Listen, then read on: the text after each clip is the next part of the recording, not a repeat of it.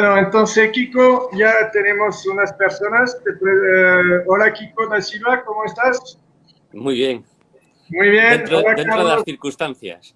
¿Cómo? Sí, todas las circunstancias se están haciendo, bueno, me estoy perdiendo ya, empezando no es buena, de buen humor. Carlos, buen día, ¿cómo estás?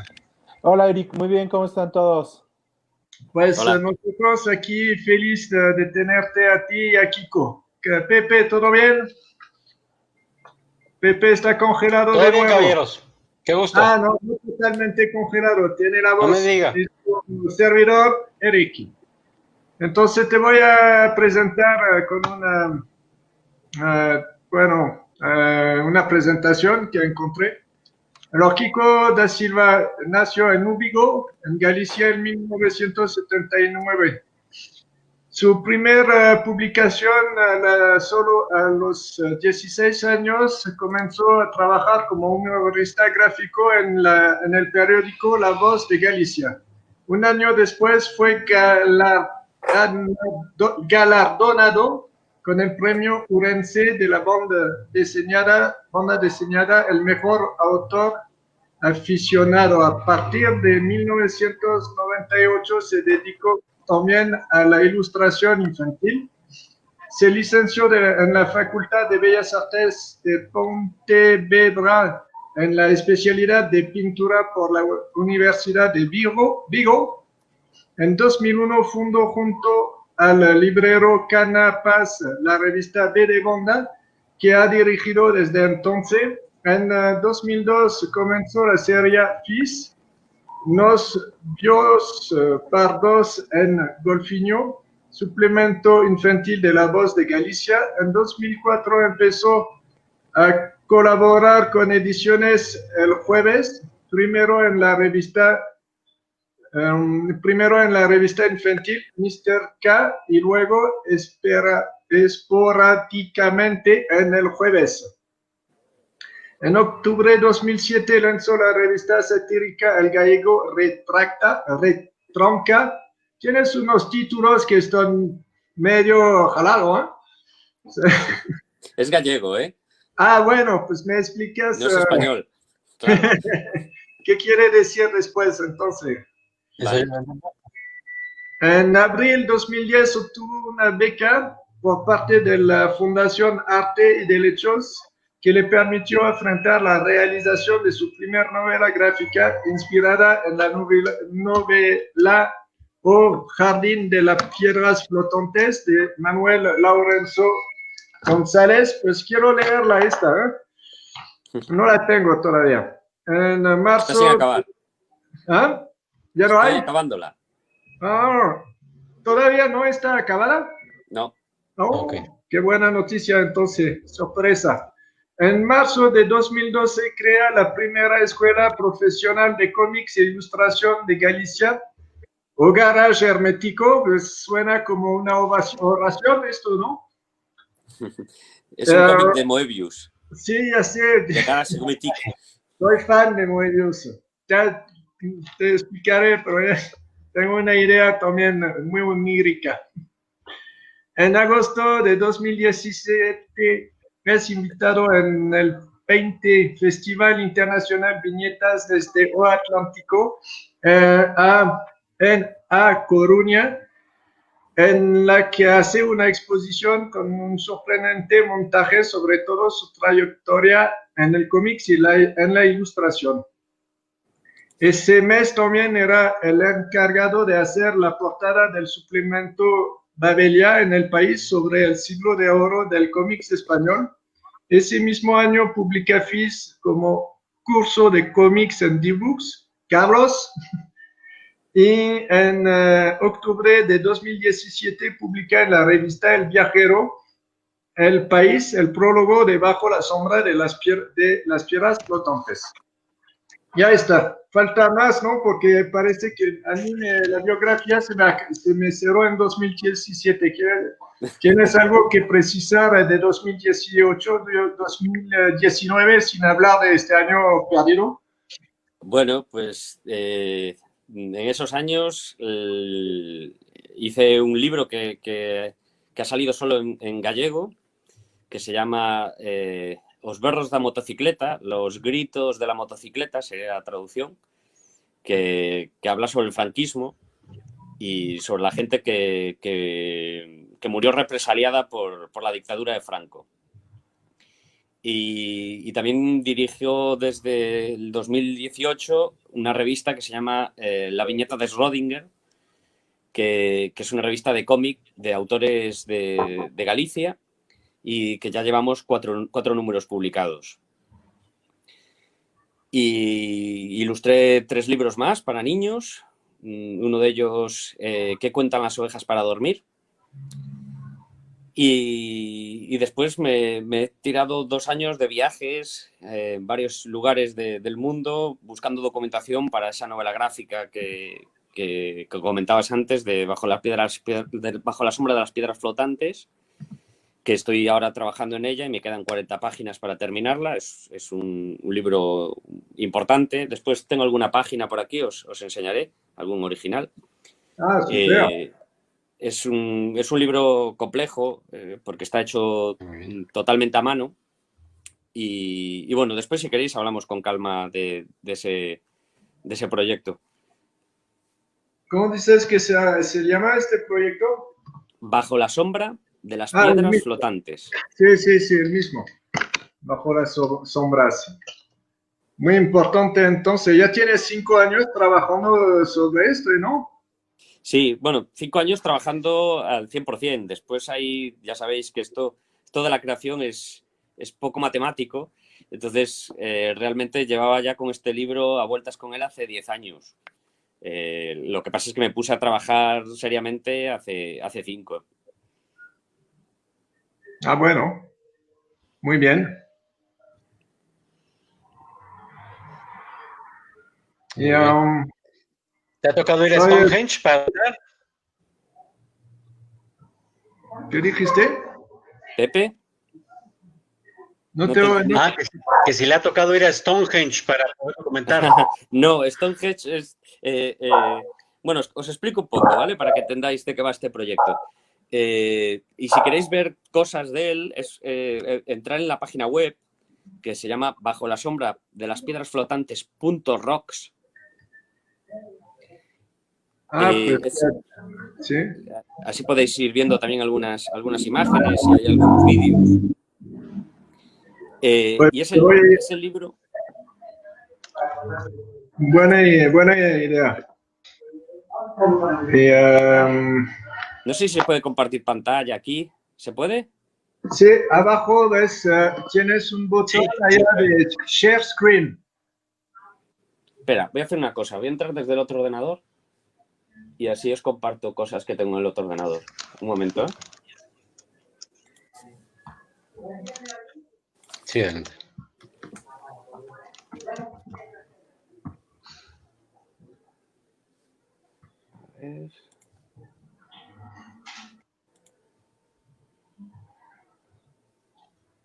Bueno, mientras tenemos allá un Corva Cat que nos dice hello everybody.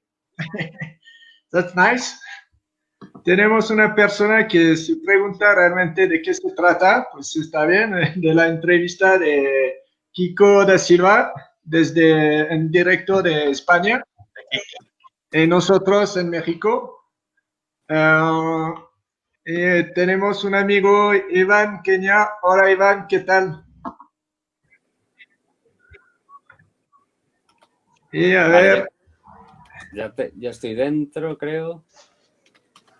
Sí, yo tengo ya la recepción, todavía no tiene nada puesto, pero ya el momento que aparece algo, lo agrego. Sí, en el otro ordenador no tengo cámara, pero si se puede compartir pantalla. No, pero normalmente allá tengo Kiko 2 y debería de poder, al momento que le pones algo en este link de Share Screen, lo podemos mandar directamente.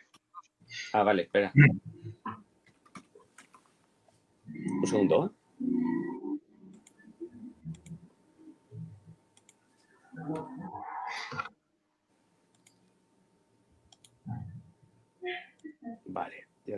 link y lo pongo en... Aquí. ¿Lo veis? El link que os he pasado. No sé. A ver, un segundo. Vale.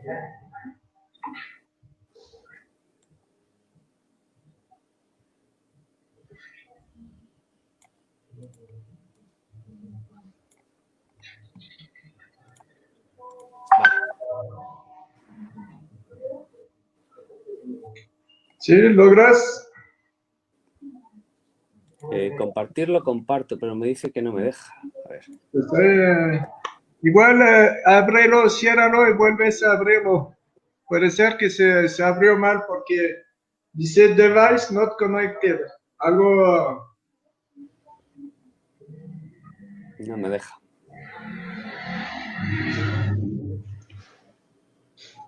A ver.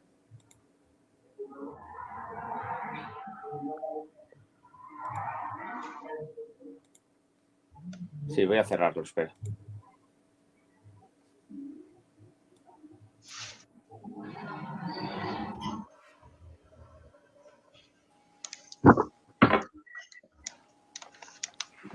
Kiko, Dime. ¿Qué pasó, Carlos?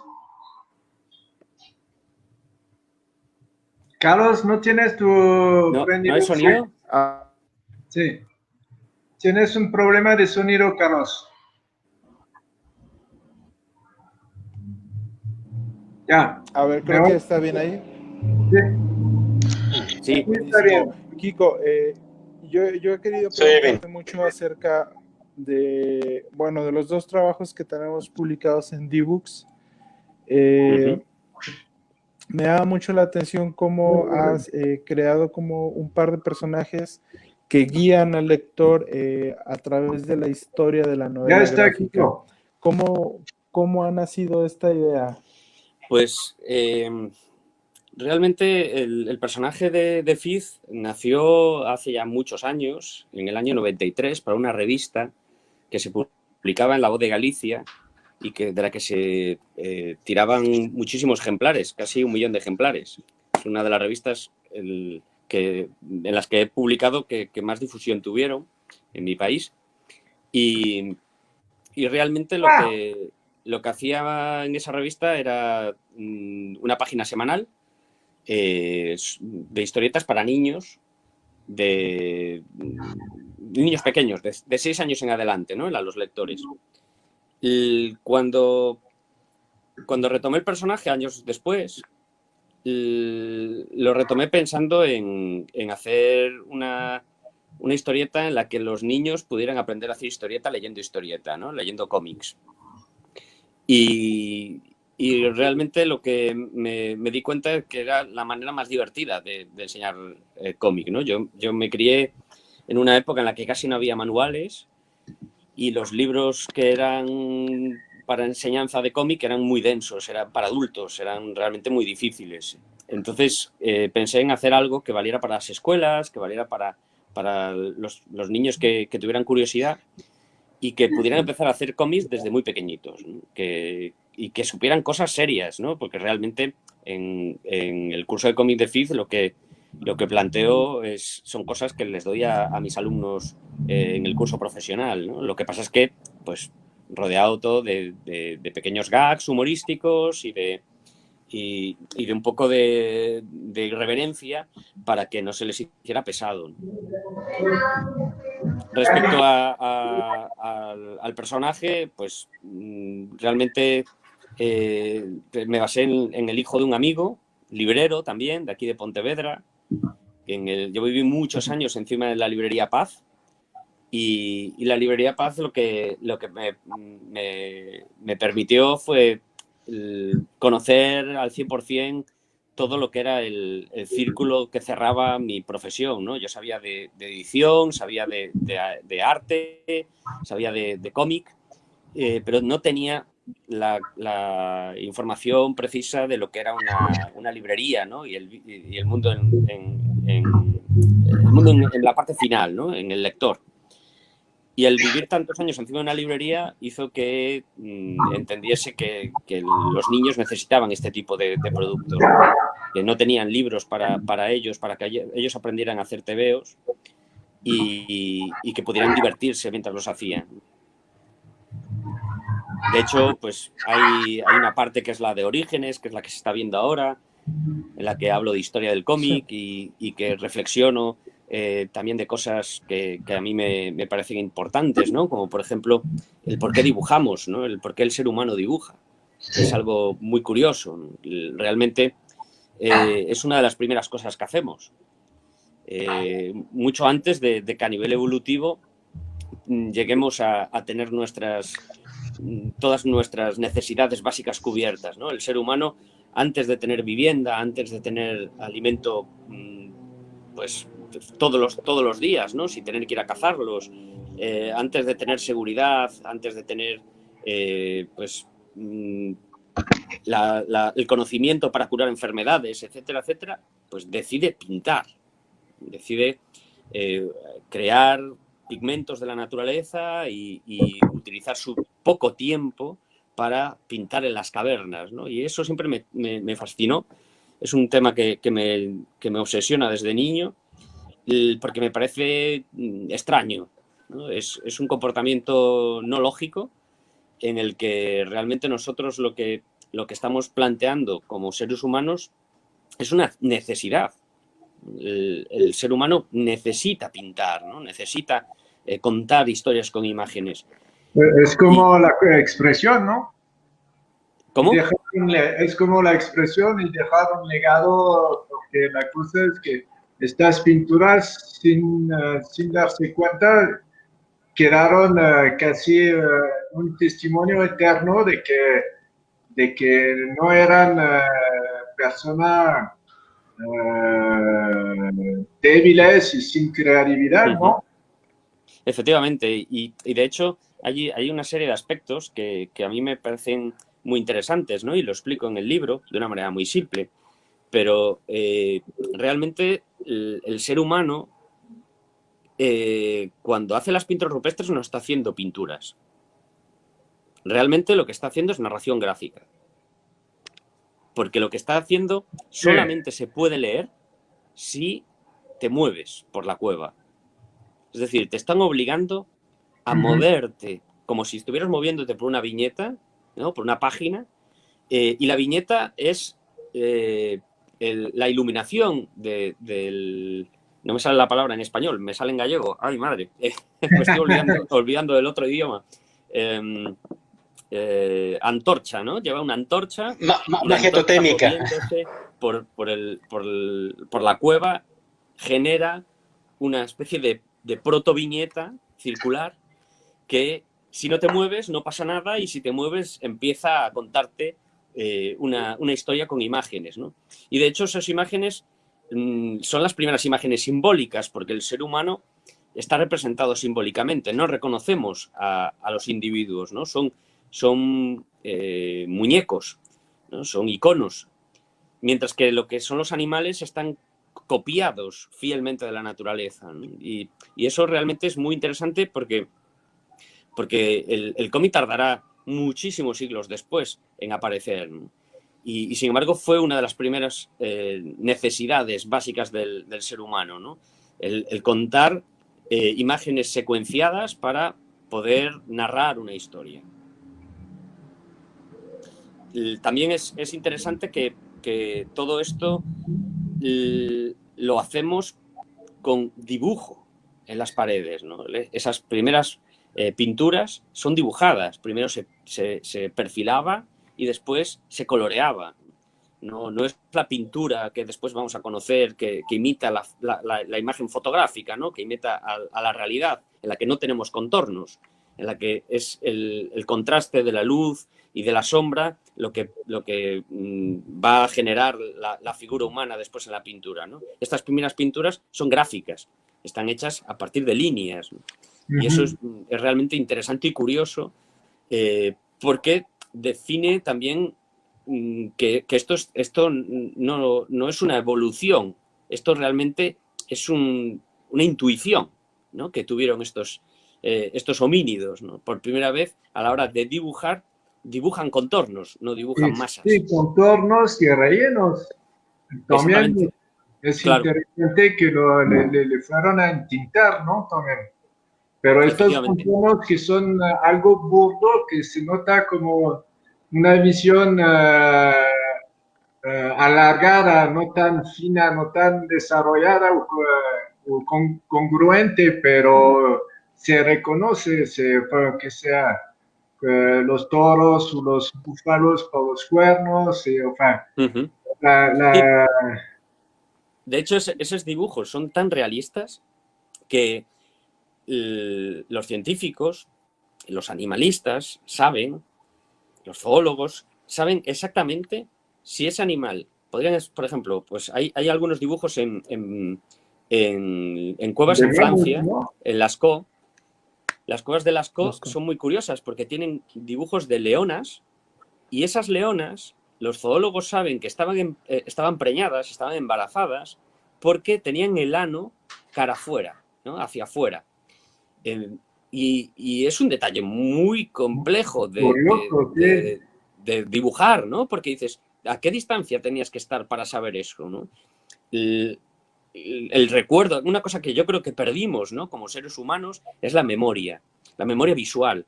Estas personas tenían una memoria visual tremenda, ¿no? Ahora nosotros tenemos celulares y tenemos internet y podemos sacar fotos, pero ellos no, ellos lo único que podían hacer era memorizar. No tenían ni papel y lápiz, ¿no? Entonces tendrían que observar con mucho detenimiento esos animales, verlos de cerca, entender qué era lo que estaban viendo, esa anatomía, y después, horas o días después, pintarlos. Y los pintaban con tanta precisión que eran capaces hasta de marcarnos eso, ¿no?, de que era una leona que estaba embarazada porque tenía el ano salido un poquito para afuera, y eso quería decir que ya había un bebé león dentro de ella, ¿no? A mí me parece fascinante las pinturas rupestres por eso, porque realmente lo que nos están mostrando es que el ser humano empezó a tener inquietud gráfica desde el minuto uno, ¿no? De la conciencia, ¿no? Sí. La finura.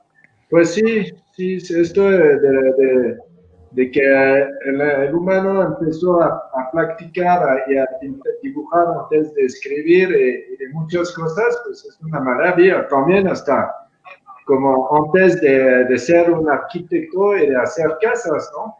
O pirámides. Sí, efectivamente, ¿no? El dibujo fue necesario para la evolución humana.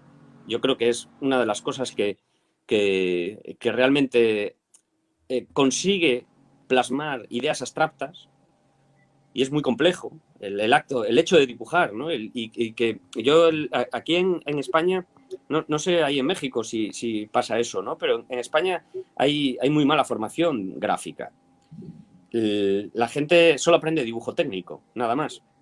El dibujo artístico lo aprendes si te interesa el mundo de las bellas artes y acabas yendo a la universidad o especializándote.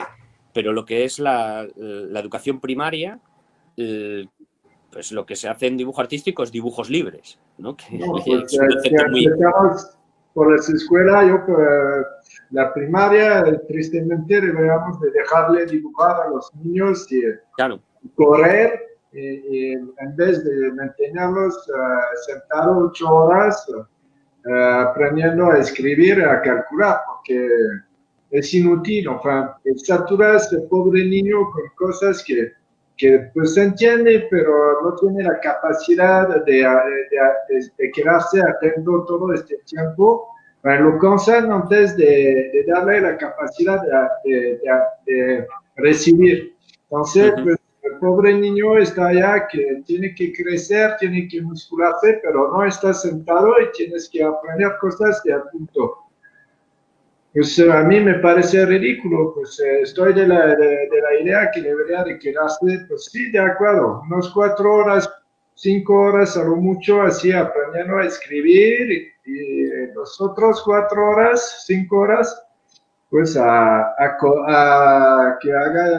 corren, hagan esquí, bicicleta, lo que sea, y que dibujan y pintan y que se aprenden a desarrollar sus talentos y su cuerpo, en vez de estar así saturándose de cosas inútiles que de cualquier modo va a tener a lo largo de toda su vida que hacer. Sí, bueno, yo creo que una de las cosas que falla en la educación, al menos aquí en Europa, es que no se fomenta la curiosidad. Se fomenta solamente aprendizaje memorístico, ¿no? Que los niños pues recuerden datos y que luego los echen encima de un papel, ¿no? Para ser evaluados, pero realmente lo que te va a quedar es aquellas cosas que te abrieron la mente, ¿no? Y que te sorprendieron. Y yo creo que la historia, el arte, las matemáticas, la ciencia, son suficientemente interesantes como para ser enseñadas desde la curiosidad, ¿no? Y desde la cercanía del niño o la niña a la que te estás dirigiendo, ¿no? Porque si solamente le sueltas la información a los niños, no la adquieren. O sea, lo van a tener que memorizar para que les valga de algo. Mientras que si tú llevas a un niño a un museo y le explicas anécdotas y te acercas al cuadro y le explicas cómo está pintado, ¿no? O coges un pincel en clase y le explicas realmente pues, cuál es la pincelada que hay que dar, cómo se trata un papel, un lienzo, una pintura. Les enseñas a hacer pintura. Yo a mis alumnos les enseño a hacer acuarela, gouache, a mano, desde el pigmento. Porque si sabes cómo se hace la pintura, entiendes perfectamente después el comportamiento del pigmento. Y todas esas cosas yo creo que merece la pena que hagamos el esfuerzo de cambiarlo, ¿no? Incluso desde el propio sistema, ¿no? Porque el sistema ya está montado, es muy difícil cambiarlo. Nosotros aquí tenemos una educación que tiene a nivel de normas que pasar por muchos políticos y bueno, pues lo que se puede hacer es cumplir eso que te piden los políticos que tienes que enseñar y después enseñar a mayores cosas que están fuera del plan de estudios, ¿no? Nadie te va a decir nada porque les enseñes de más. Entonces, yo creo que ahí es el momento en el que tenemos que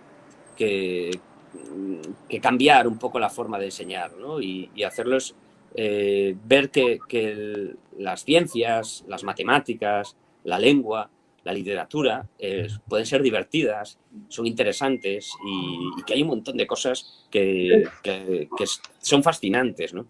Los niños aprenderían mucho más si verían todo esto como un juego, ¿no? En vez de ser como una obligación o como sí, un castigo. Sí, a ver, date cuenta de que saludos el allá. sistema... Hola, ¿qué tal? Saludos, señor Marc Vikernes. ¿Quién es Marc Vikernes?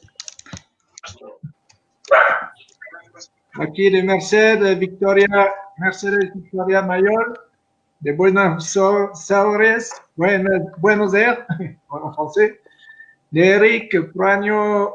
Frick. ¿Qué tal, amigo Frick? ¿Sí conoces a Frick? Sí, conozco, sí. Muy buena persona. Hola, Frick. Y sí. Tenemos, desde México. Súper. Por ahora Kiko, es todo. Y bueno, en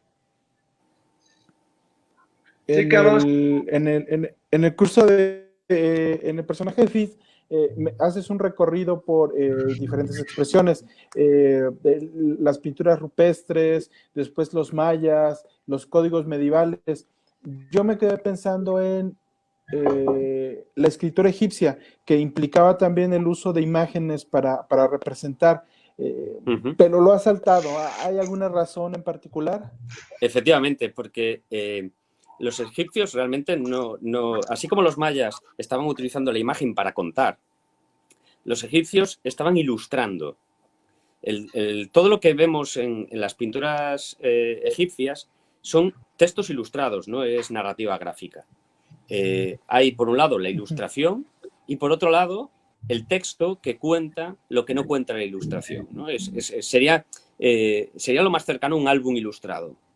Y aparte que los jeroglifos está ya más que demostrado, y esto lo descubrió un francés, Champollion, que los jeroglifos realmente es un idioma fonético. O sea, son dibujos, pero realmente se estaban refiriendo a fonemas, ¿no? Mientras que los mayas no, los mayas unían la imagen gráfica con un texto que no podía separarlo de esa imagen gráfica. Realmente el texto, cuando está dentro de la imagen, si lo separas pierde su significado, ¿no? Y los mayas realmente cuando hacían sus papiros estaban uniendo grafismo con texto, mientras que los egipcios no, los egipcios estaban ilustrando un texto, estaban poniendo imágenes a un relato, ¿no? Pero era un relato que lo puedes leer independientemente de que no tenga la imagen, y al revés, la imagen la puedes disfrutar independientemente de que no leas el texto. Por eso no está añadido ahí. Eso Wow, es interesante. de todos los idiomas, ¿no? Porque el chino y el japonés también guardan mucho este aspecto de Efectivamente. hieroglífico. ¿Sí? ¿Se dice así? Sí, jeroglífico, sí. Sí, Kiko. a ver, los kanjis japoneses, por ejemplo, se parecen mucho a lo que fue las primeras escrituras egipcias. No es lenguaje lisipictográfico. Efectivamente. Realmente lo que están haciendo ellos no es fonema, sino que lo que están haciendo es una idea, ¿no? Cogen una idea y la convierten en un icono, ¿no? Se parece... Ideogramas son. Sí. Y se parece quizás más a un emoticono que a la escritura que entendemos nosotros como fonética, ¿no? La escritura fonética es abstracta, no significa nada. Le damos nosotros el significado, ¿no? La letra A pues tiene el significado del fonema, mientras que en un kanji, un mismo kanji puede tener varios significados si está al lado de otro, ¿no? Sí, no todos los idiomas tienen lo más interesante, y sobre todo en la estructura, por el tipo, se ve también la multiplicidad de formas. No llegó un idioma con una forma definida, ¿no? Se escribe de izquierda, de derecha, de por arriba. Creo que lo único que no existe es de por abajo, por arriba, ¿no? Pues no lo sé, la verdad que no sé si de abajo para arriba hay algún idioma que se lea así. Realmente No me parece. también es otra de las cosas interesantes de nuestro gremio, ¿no? Que la lectura que hacemos es una lectura en forma de Z, pero no siempre se leyó así. Por ejemplo, las propias pinturas egipcias se leen en forma de S y empiezan desde abajo hacia arriba. Vas haciendo un recorrido en esta manera muchas veces, ¿no? ¿Así? Sí, hay muy poquitos murales que se leen de esa manera, pero existen. Si buscáis lo que son los murales de tradición, no lo que estaba dentro de las pirámides, sino que murales en los que se hablaba pues, de la pesca o del cultivo, esos murales normalmente están en casas, y esos murales egipcios se leen de una manera distinta a lo que nos encontramos dentro de la pirámide, porque en la pirámide hay que entrar, mientras que estos murales de casas estabas dentro de la casa, entonces tú lo observabas, no tenías que agacharte, no tenías que ir hacia ningún sitio en concreto, ¿no? Podías rodearlos y podías leerlos de otra manera, ¿no? Todo este tipo de cuestiones de la unión del cómic y la historia, ¿no? y las distintas formaciones artísticas, pues me he ido encontrando con ellas a base de curiosidad. Siempre me pregunté de dónde salía. Nunca me creí algo que estoy seguro que vosotros también lo escuchasteis muchas veces y lo leísteis en muchos manuales de cómic, que el nacimiento oficial del cómic, ¿no? Bueno, que hay dos fechas, una europea y otra americana. La americana dice que nace en Estados Unidos a finales del siglo XIX con Yellow Kid. Yellow Kid. Y de Otaku, ¿no? Y después está la europea, en la que nace un poquito antes, en Suiza, con Tozer. Pero yo nunca me lo creí, porque si eso hubiera sido así, realmente nos tendrían que haber enseñado a leer cómics. Y nadie nos enseña a leer cómics. Cuando somos niños, tú coges un cómic y no necesitas... Aunque no sepas leer, puedes leerlo. Entiendes el mecanismo del cómic, ¿no? Y ahí está lo mágico de nuestra profesión, ¿no? Que es una profesión que no hace falta enseñarla, ¿no? Realmente, me refiero, una profesión, no, perdón, una lectura que no hace falta enseñarla, ¿no? La profesión sí que hay que enseñarla. ¿No es como un lenguaje? El lenguaje, exactamente, sí. Sí, porque el lenguaje como es universal. por todo tipo de arte, que sea también el músico y otros, es un lenguaje, ¿no? Que se habla, es una expresión. Sí, pero el cómic yo creo que es el idioma universal. Porque tú haces un cómic sin palabras y lo puede leer cualquier persona de todo el mundo. Sí, incluso niños pequeños. La necesidad de reimplicar el cómics, sobre todo de mantenerla presente por todo lado para ayudar a los adolescentes a seguir leyendo. Porque sí, bueno. Gran ayuda para cualquier. A mí me ayudó mucho cuando tenía 17, 18 años a no dejar de leer, ¿no? Y a seguir insistiendo y a continuar a tener el gusto de comprar libros y de leerlos, ¿no? Y de seguir. Sí, yo creo que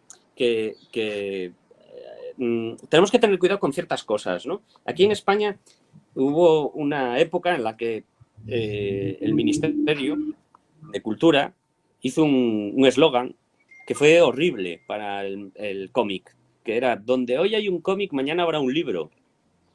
Entiendo la intención, ¿no? La intención era buena, pero lo que daba a entender era que el cómic tenía una edad. Es decir, había una determinada edad en la que uno se hacía adulto y tenía que dejar de leer cómics y empezar a leer cosas serias, ¿no? Empezar a leer literatura, ¿no? Estamos en el siglo XXI y yo creo que al revés. O sea, el cómic es un medio distinto, no es literatura, se parece, pero no lo es otra cosa, es un híbrido que mezcla narrativa gráfica visual, elipsis y narración escrita. Pero es un medio propio, es un arte. Y como cual lo puede consumir un niño o lo puede consumir un adulto. Al igual que el cine, ¿no? El cine, puedes ver una película para niños y la puedes disfrutar con 40 o 60 años, pero es para niños.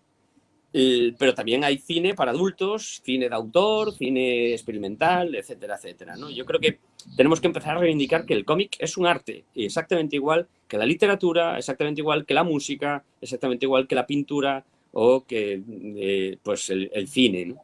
Y intentar que nuestros propios mensajes vayan hacia la universalidad de los lectores. Cuanto más lectores se acerquen al cómic, más va a crecer el medio. Llevamos muy poquito tiempo haciendo cómic conscientemente, 120 años. Somos conscientes desde hace 120 años que existe el medio. Llevábamos, como cuento en el libro, había muchos protocómics, ¿no? Cómics antes del cómic, sí, pero hasta que somos conscientes de que estamos haciendo historietas, pues realmente el medio no empieza a crecer, ¿no? No empezamos a experimentar con él, a ver si hay géneros distintos dentro de él, formatos, maneras de narrar, crear personajes propios sin tener que adaptar personajes de otros medios, etcétera, etcétera. Incluso nuestros personajes saltan a otros artes, como es el caso del cine, ¿no? Y la animación.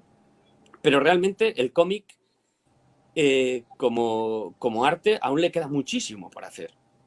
Digamos que estamos en la prehistoria del cómic ahora mismo. ¿No estarías, tuvimos mucha charla ya con franceses de decir que el cómic no es como se llama el cómics, que se llama la novela gráfica? Sí. Porque hay este conflicto que el cómics corresponde más a la ilustración de Estados Unidos, ¿no? Sí. Y Bueno, luego aquí como- en España no tenemos ninguna palabra en concreto para eso. De hecho, nosotros ¿Se puede hablar de realizar? cómic, novela gráfica, historieta, manga, es lo mismo, es narración gráfica, sin más. Es narración Para mí, gráfica. Y veo. finalmente es... te veo, sí, Eso historieta. se distingue también nosotros por el formato, porque el manga es un formato de media carta, ¿no? Y el cómics de Estados Unidos es un poquito más alto, grande, y el narrativa gráfica es como doble carta o triple. Sí, pero Hay 4. realmente lo que es el medio en sí es el mismo. Es ¿El decir, cuál? lo que es el medio de expresión es el mismo. Sí, somos los mismos. Nos estamos contando historias con viñetas, con gutter, ¿no? Con espacio, con bocadillos o sin ellos, onomatopeyas y sin sonido, ¿no? Pues realmente eso es el medio. Eso es lo que... Secreto está... Pepe, no te escuchamos. No te escuchamos. El secreto Pepe. está en entender que es un lenguaje. Perdón. El secreto es entender que es un lenguaje. Efectivamente. Cuando no solo es una forma de arte, es un lenguaje.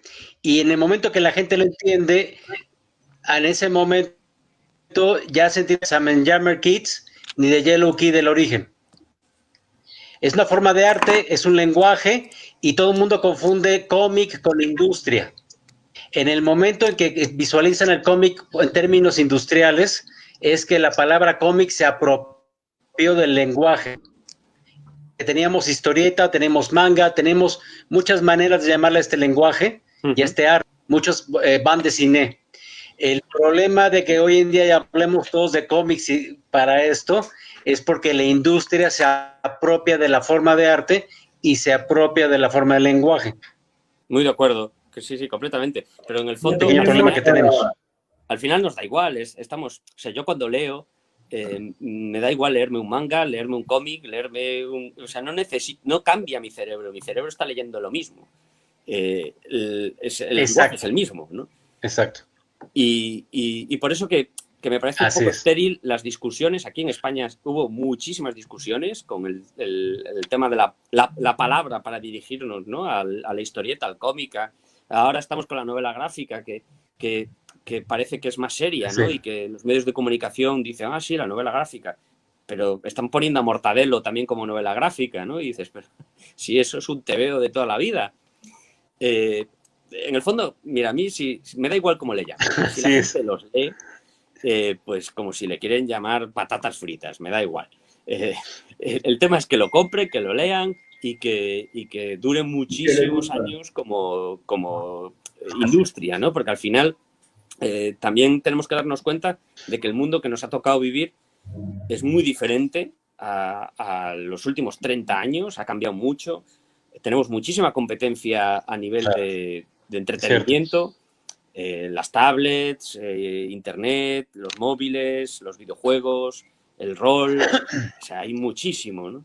Y que la gente siga leyendo me parece un milagro. Hablando de los videojuegos, son los mismos artistas de ilustración que hacen los cómics, muchas veces que son los creadores de videojuegos. No del videojuego en sí mismo, de la base del concepto, pero todo es dibujado. Sí, porque al final, a ver, la profesión el gráfica... diseño conceptual, sí. Claro, la profesión gráfica al final se autobombardea también a sí misma, ¿no? somos los mismos, somos los que dibujamos, somos los que hacemos las imágenes. Vale, ya está, sin más. El problema está en que los medios se pueden morir. Hay medios que si la gente no le interesa, pues desaparecen, ¿no? Daros cuenta de que realmente hay un montón de cosas que son híbridos y que no los leemos de manera natural, y que no sé si a México llegaron, pero en Europa sí que hubo varios intentos de DVDs que eran como cómics, que traían viñetas, traían sonidos, y que no era un cómic, no era una animación, y no sabías muy bien dónde colocarlo, ¿no? Eso se murió, eso desapareció. Ahora mismo hay un montón de experimentos narrativos, sobre todo en tablets, en el que la gente está experimentando con el propio medio, ¿no? Pero para mí, ya en cuanto le metes movimiento y sonido al cómic, ya estás hablando de otra cosa. Ya estás haciendo otro tipo de narrativa.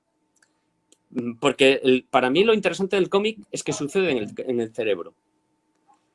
Y que se parece muchísimo a cómo recordamos. Esto es algo que a mí me gusta mucho explicarle a mis alumnos, porque realmente es una de las cosas más fascinantes que descubrí, ¿no? De lo que tiene que ver la narración gráfica, ¿no? Nosotros, cuando recordamos un sueño o el pasado, ¿no? Realmente no recordamos como nos lo vende Hollywood, ¿no? Con imágenes cinematográficas en movimiento. Realmente lo que estamos recordando son imágenes, fotogramas clave, fijos, que uno al lado de otro, nuestro cerebro dice, y en el medio pasaron cosas, pero no necesitas recordar todo lo que pasó en medio, ¿no? Imaginaros, pues, ¿qué pasó el día de Navidad del año 2005? Pues comimos. Comimos seguro. ¿El qué? No me acuerdo, pero comimos. ¿Por qué? Porque todas las Navidades comemos juntos, ¿no? En la familia. Entonces, el cerebro no nos engaña, el cerebro está continuamente diciéndonos, te acuerdas de todo, pero es falso. Realmente nos acordamos de pequeños trocitos del pasado, y que lo une al otro a partir de algo que es la elipsis. Eso es una historieta. Por eso leemos desde niños historietas, porque estamos leyendo exactamente lo mismo que utiliza nuestro cerebro para recordar.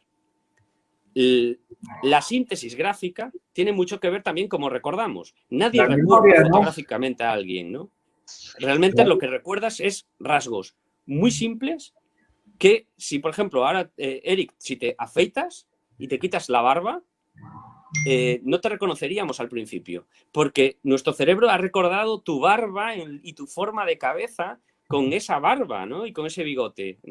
Entonces, o Carlos, si Carlos se cambia de gafas, en vez de tener gafas redondas, pues se pone unas gafas cuadradas, pues tardaríamos unos segundos, nuestro cerebro tendría que reanalizar lo que recordamos de Carlos para realmente reconocerlo, ¿no?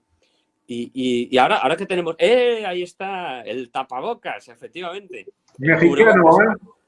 El cubrebocas también nos cambia físicamente. Sí, por eso nos cuesta tanto reconocer a la gente por la calle. En la calle se te iba a decir, me estoy peleando cada vez, estoy pasando de alguien. ¡Ay! ¿Te conozco? No. Oh, tú sí. Sí, tal cual. Ya, me parece precioso, ¿no? Estoy reconociendo a la gente por los perros, si no estoy diciendo ¿quién es?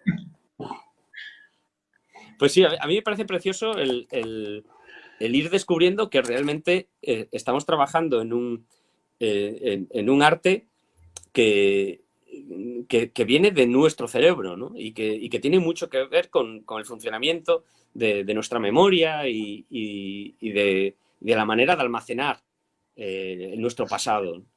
Incluso a nivel de organización, ¿no? ¿Cómo organizamos una historia? ¿Cómo hacemos cuando contamos un cómic? No estamos contándolo todo, ¿no? En una película, por ejemplo, hay que contar muchas cosas, pero en un cómic no. En un cómic hay muchísimas cosas que hacemos que sea el lector quien las rellena, ¿no? Y eso es lo que pasa también en la realidad. O sea, uno cuando está escuchando a otra persona, se está imaginando cosas que esa persona no está diciendo también. Y las rellenas, ¿no?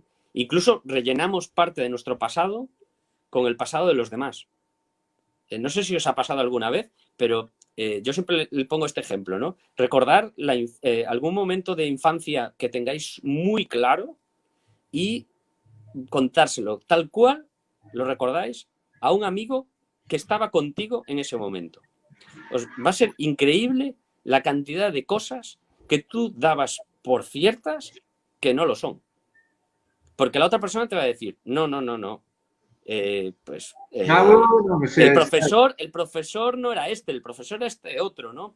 Y esto que tú recuerdas que pasó tal día, pues realmente no pasó hasta dentro de pasados 5 años más tarde. O sea, realmente nuestro cerebro muchas veces embarulla, se engaña. mezcla las ideas y nos convence de que pasaron así. Sí, no, pero además veo un amigo que igual siempre cuentas historia.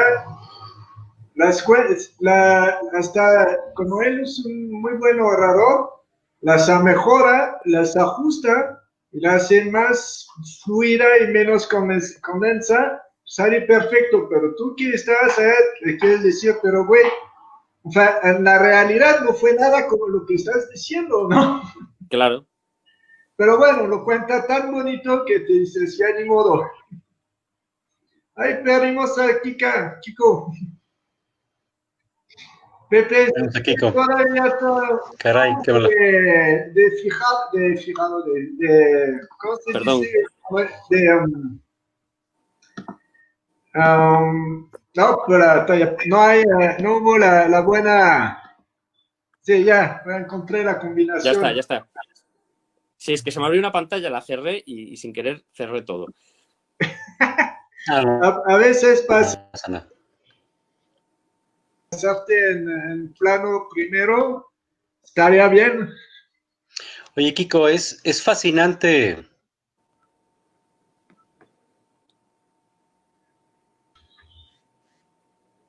No logro. Disculpa, Pepe, te corté la palabra. ¿Qué estabas diciendo de fascinante? Sí, es muy fascinante la manera que tú estás construyendo tu obra. Primero que nada, el curso es muy apreciado, porque tal y como tú lo has dicho, hacía falta una herramienta educativa y un manual dirigido para los niños que no menospreciara la inteligencia de los niños. No es el primer manual que yo veo de cómo ilustrar o cómo crear un cómic para niños. No es el primero, pero sí es el mejor de todos los que he visto. Muchas gracias, porque Pepe. evitaste hacer lo que es downplaying y muchas felicidades por eso, es una gran obra.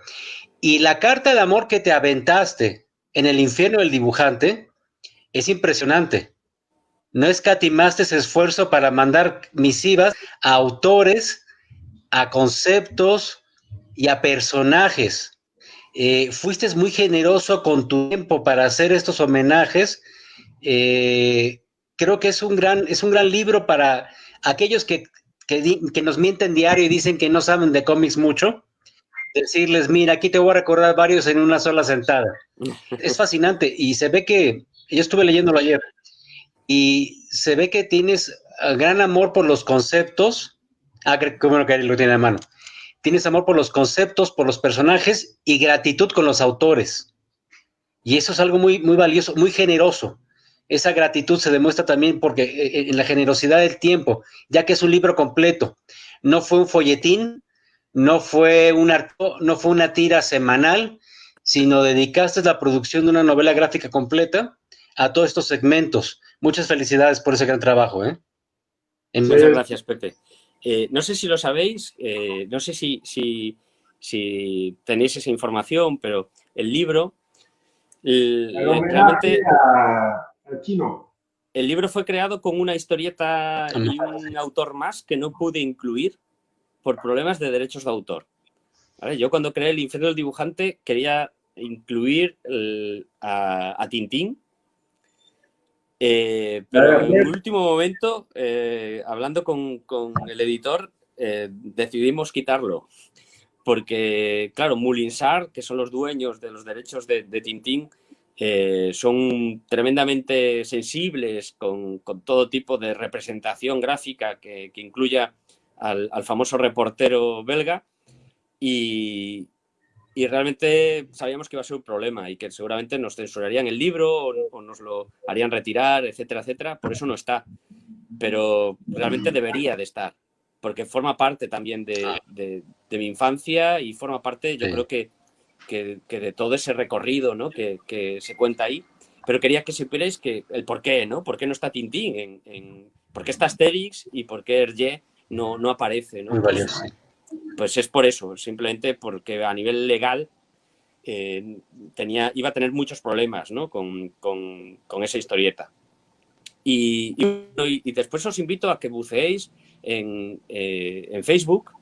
Igual ya lo sabéis, pero Manuel Pardo tiene Facebook. Estuvo muy activo hasta que falleció. Y bueno, os cuento un poco anécdotas de cuando se presentó, porque realmente este libro es un documental, ¿no? Es un falso documental. Es algo que yo conozco en cine y que no conocía la existencia de este tipo de narración en historieta, ¿no? Entonces dije, bueno, voy a intentar hacer un falso documental en cómic. Existe en literatura, de hecho, Miguel de Cervantes, cuando escribe El Quijote, lo primero que plantea es un falso libro, ¿no? Es un documentari. Dice que se encuentra un manuscrito y lo que nos va a contar es el libro pasado a limpio, ¿no? Es falso, pero él se lo inventa. Y yo cuando empiezo a hacer El infierno del dibujante, lo que quiero es intentar hacer un falso documental y que la gente se lo crea.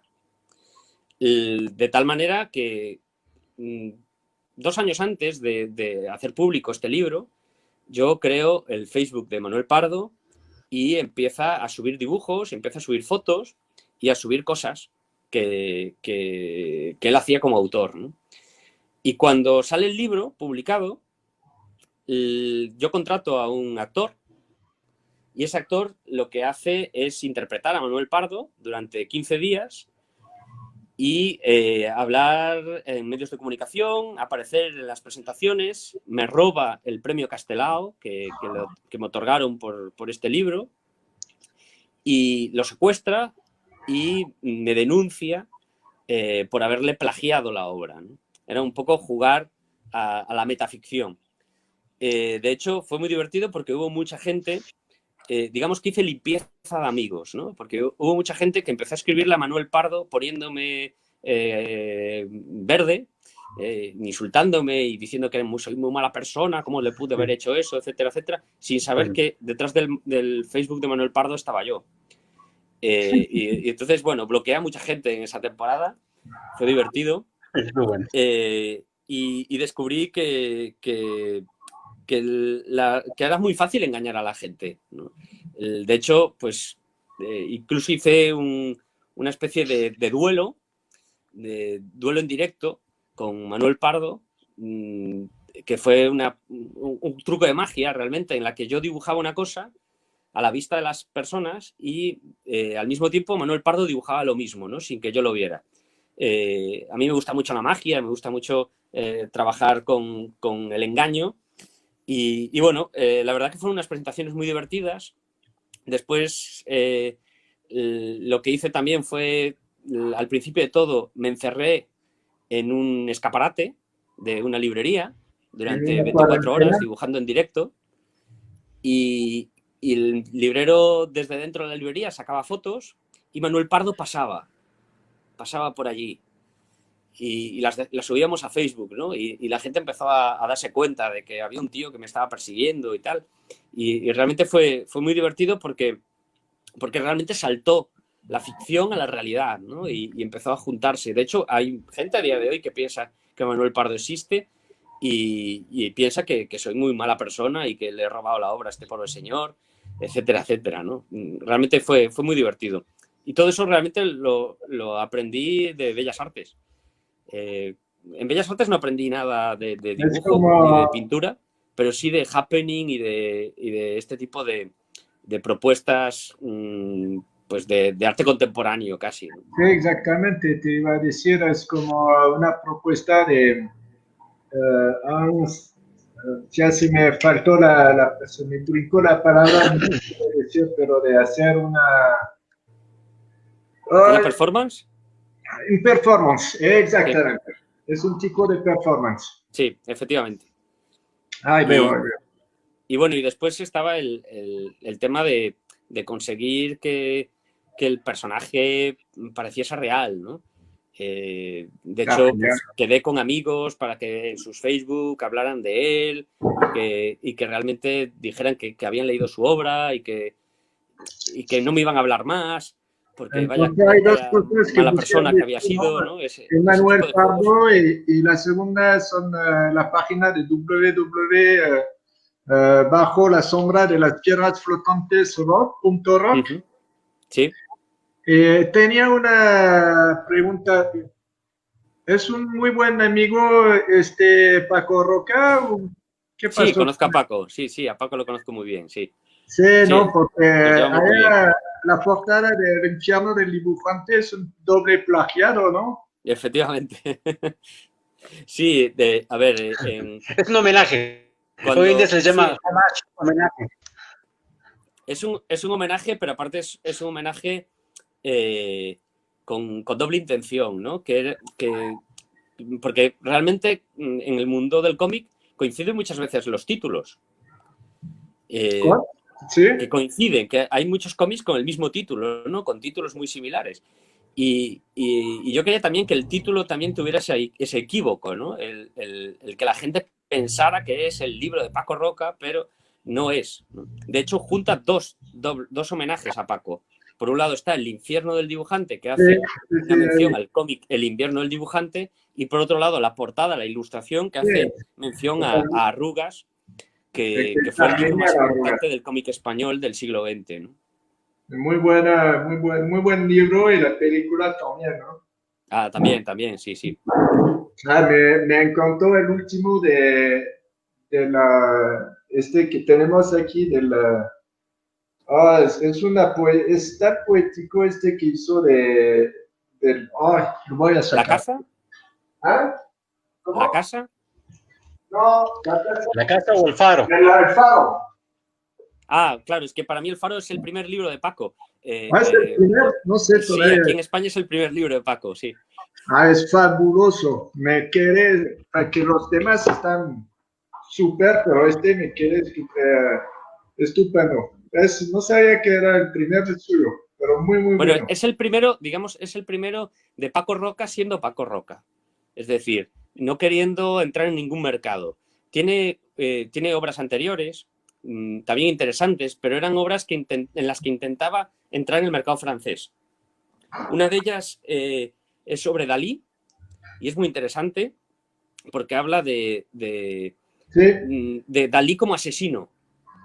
Que imaginaros que los cuadros de Dalí realmente no son cuadros, ¿vale? Son copias de la realidad, ¿no? Imaginaros pues estas cabezas que están como derretidas y tal. Bueno, pues él se plantea que Dalí es un asesino en serie y que hay un detective que tiene que descubrir que realmente detrás de esas pinturas pues hay algo más que un artista, ¿no? Y luego tiene otro libro que se llama Hijos de la Alhambra, que es un libro de aventuras tipo Indiana Jones, pero con la Alhambra de Andalucía, ¿no? En el sur de España. Y es también muy bonito, es muy interesante, pero es un Paco, digamos, más franco-belga, ¿no? Más Hergé. Se parece mucho a Tintín, esos trabajos. Mientras que El faro, digamos que ya es la aparición de su voz propia, ¿no? Y por eso para mí es su primer libro como Paco Roca, ¿no? Es su primera obra en la que poesía, no es nadie en concreto, es él. Es una poesía extraordinaria. Con dibujos, obviamente. No, me fascinó. Y entonces, pues, ya vamos a regresar sobre tu obra maestría que nos vas a sacar, que va a sacar unos de estos días. Sí, estoy muy curioso de que hablamos sobre bajo la sombra de las piedras flotantes. Y a ver si nos puedes lograr a poner este share screen de nuevo, que se Claro, apague o sea, sin pensar que lo iba a apagar, porque tenía dos ventanas y nada, cerré sin uno problema. y me cerró las dos. A ver, estoy entrando. Que es una curiosidad, ¿por qué entonces flotantes, piedras flotantes? Es una visión así semi-budista o... No, no, no tiene nada que ver con eso. Eh, estos son de estos libros que nacen por casualidad. Realmente hay historias en las que uno lo busca y otras que aparecen, ¿no? Y este libro apareció de casualidad cuando yo me casé. Mi madre me devolvió todas mis cosas y entre mis cosas me devolvió algo que yo hice cuando era pequeño, leyendo uno de esos manuales de los que hablaba Pepe, ¿no? de cómic, pero de los sesudos, de los que era todo texto y muy poquitas imágenes, porque aparte las imágenes eran muy caras de reproducir, ¿no? Y eran en blanco y negro, claro. De hecho, mis primeras páginas de Little Nemo yo las vi en blanco y negro. Luego, cuando descubrí que era color, dije, madre mía, ¿no? Qué increíble es esto. Ya eran increíbles en blanco y negro, imagínate. El color más Y bello, es claro. en ese libro, todos los autores, claro, no existía Google, no existía Internet, y todos esos autores hablaban de que el buen dibujante de historietas tenía que hacerse un archivo, ¿no? Tenía que hacer un archivo de historias, de ropa, de coches, de lugares, de farolas, o sea, para tener imágenes para poder dibujarlas, ¿no? Y yo me obsesioné con eso. Documentación, así. Claro, me obsesioné tanto que de pequeño le pedí un archivador por Navidades a mi abuelo de cumpleaños, o sea, perdón, de regalo, y de cumpleaños le pedía que me diera las archivadores estos de oficina, que tienes muchos papelitos. Bueno, él trabajaba en una oficina y me traía en el cumpleaños siempre 2 o 3 archivadores. Y durante casi 8 años, hasta la adolescencia, estuve haciendo archivos. Archivos para historias, para tener documentación de coches. Y bueno, cuando me independicé, mi madre me trajo todo y empecé un fin de semana a bucear en aquellos archivos y de repente descubrí que tenía como unas 150 recortes de piedras extrañas. Y todo de noticias, de fotografías, de científicos hablando de piedras que crecían, de piedras que tenían explicación científica, piedras que no eran del planeta Tierra, que habían llegado como meteoritos de fuera, ¿no? Y entonces, de repente algo unió eso con la lectura de una novela de un amigo que aquí en Galicia tenemos mucha tradición de novelistas. Yo hice amistad con un amigo aquí en Galicia que me daba a leer sus novelas antes de publicarlas. Y una de esas novelas hablaba de un hombre que se moría, que se estaba muriendo, y que le explicaba a un niño cómo era morirse, ¿no? Y no le explicaba que había un túnel con una luz al fondo oscuro, ¿no? Lo que le explicaba era que él había visto un valle verde donde las piedras flotaban suave y lentamente encima de esa hierba, ¿no? Y a mí esa imagen me impactó. Cuando la leí, dije, wow, yo quiero dibujar eso, ¿no? Me parece fantástico. La primera idea, digamos, la idea más obvia fue pues llamar a mi amigo y decirle, cuando saques la novela, yo quiero hacer una adaptación al cómic de esto. Esa fue mi primera idea. Lo malo es que cuando acabó mi amigo publicando la novela era así de gorda. Más de 1000 páginas y yo dije, joder, no me queda vida suficiente como para poder dibujar todo esto, ¿no? Era como dibujar Juego de Tronos, ¿no? Entero. Es una locura. Y se quedó ahí hasta ese día que empecé a bucear en el archivo y de repente entendí que aquellas dos ideas se iban a juntar, ¿no? Y empecé a trabajar a partir de unir aquella imagen de la novela de mi amigo con todas esas cosas que me habían interesado desde niño, ¿no? Y empecé a documentarme, primero a documentarme por puro y mero placer, no era para hacer la novela, era por ver qué salía. De hecho, tenéis un blog, hay un blog en Blogspot de Bajo la sombra de las piedras flotantes, que están todos linkados en la página. Os voy a enseñar. Si vais abajo de todo, tenéis aquí el blog del making of y en este blog se puede ver toda la documentación. Aquí está toda la información que he ido recopilando para escribir el guión del libro.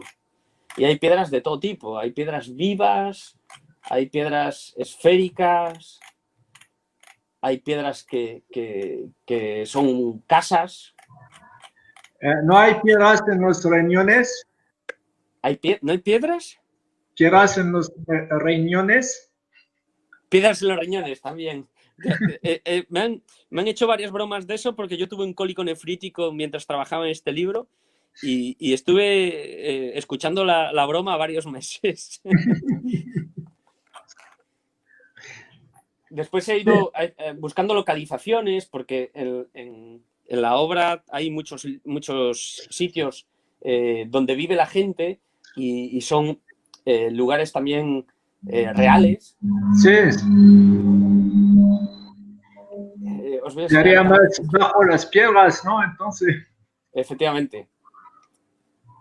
Esto, por ejemplo, es Galicia. Ay. Esto es la playa de las catedrales. ¡Ay, qué maravilla! Está lindo. Nunca había visto este lugar. Un segundo, tengo que ir para atrás. Aquí. Mira, esto es la playa de las catedrales. Sí, pero bueno, pues si me lo enseñas, págame el boleto para ir, ¿no?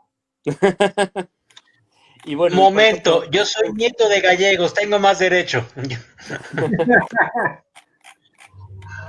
Y uno de los últimos sitios a los que fui antes de que la pandemia dejara me obligara a no poder viajar es este lugar.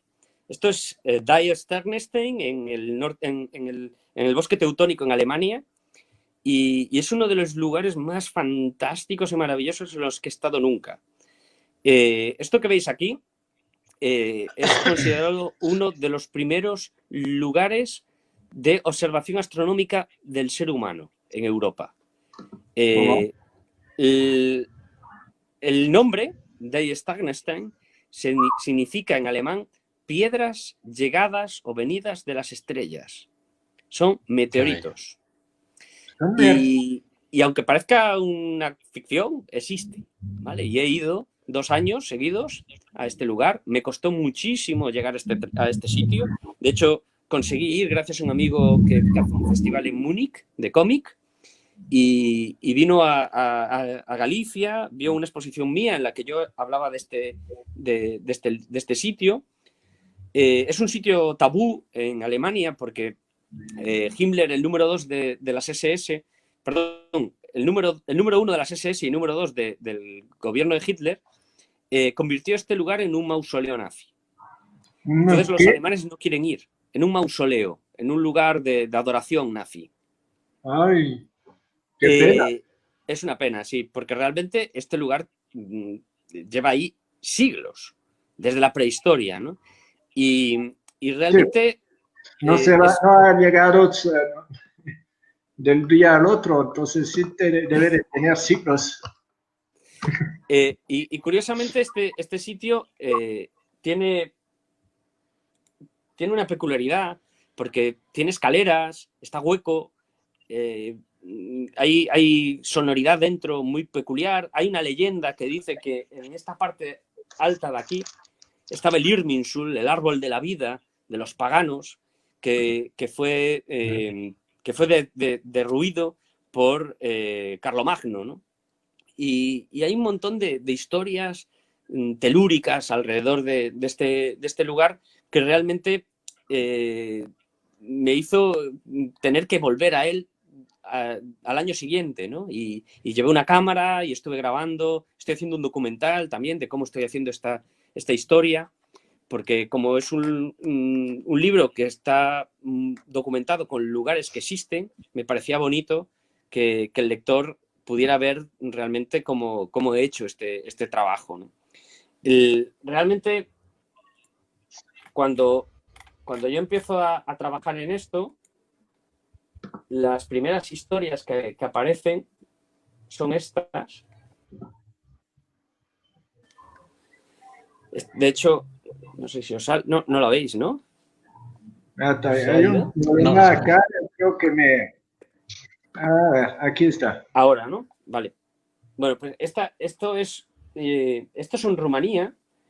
Esto es una de las primeras cosas a las que empecé a trabajar, porque esto fui de viaje con mis padres de pequeño a Rumanía, y en Rumanía había este museo, que era un museo de piedras que crecen, es único en el mundo, ¿no? Son piedras que si hoy volvieran, pues ya no estarían así, ¿no? Es un proceso muy curioso, son unas piedras muy arenosas que cuando entran en contacto con el agua se hinchan, ¿no? Es un poco como la arena. Esponjosas. Y después se endurece y, bueno, se convierte en lo que conocemos como una piedra, ¿no? Y estas piedras que están en Cosepi, bueno, pues fue una de las primeras cosas que empecé a investigar para este libro. La historia del libro realmente está totalmente rodeada de cosas mágicas, pero que existen todas. Mi idea era un poco continuando. Este libro nace prácticamente cuando estoy trabajando en El infierno del dibujante. Y es un poco jugar con el tema del falso documental también, ¿no? Lo que pasa es que aquí me basé en una novela, en la estructura de una novela que se llama Picnic en Hanging Rock, que es de una autora inglesa que vivió en Australia y que está contado de una manera periodística. Habla de la desaparición de unas chicas en el año 1900, el día de San Valentín, en Hanging Rock, en Australia. Y ese libro está hecho de tal manera que la gente que lo lee piensa que ha pasado en realidad y que es un hecho histórico. De hecho, tú vas a Hanging Rock y te encuentras un museo que habla de estas niñas y de la desaparición de estas niñas, que es falso, es una novela, no existe, ¿no? Es un poco como Conan Doyle con Sherlock Holmes, que puedes ir al 221B a Londres, ¿no? Y no existe, no ha existido Sherlock Holmes. A mí me gustaba mucho eso y dije, ¿y por qué no hago un cómic que juegue con esa paradoja, pero al revés? ¿Por qué no hago un cómic que parezca que no existe y que el lector, cuando acabe de leerlo, se encuentre con una especie de guía de viaje con fotografías y con un plano en el que puedas visitar, si quieres, hacer el viaje a todos los lugares que salen en el libro y que tú creías que eran fantásticos, ¿no? Y bueno, digamos que la idea inicial es esa. Es hacer finalmente regresar al homenaje a la tierra, que es fantástica. Efectivamente, es sí. Llena de cosas sorprendentes. Yo no soy muy contento con nuestros contemporáneos porque fue una de las palabras que me sorprende, que sigue diciendo toda la gente estúpidamente, es que es esta de que el mundo está pequeño. No. Claro. La tierra está gigante, es exagerado de decir esto. Primero, si encuentras a personas así de casualidades que hay conexión. Es que hasta quiere decir que el humano tiene un cerebro más inteligente, más intuito, que lo puedes entender tú mismo. Y defines una cosa absolutamente genial con una palabra asombrosamente estúpida. Claro. Ups, ya me enojé de nuevo. Quería compartirte allá, no sé si, pues supongo que sabes de esto de las, pero no sé cómo se llama, los monolitos con piedras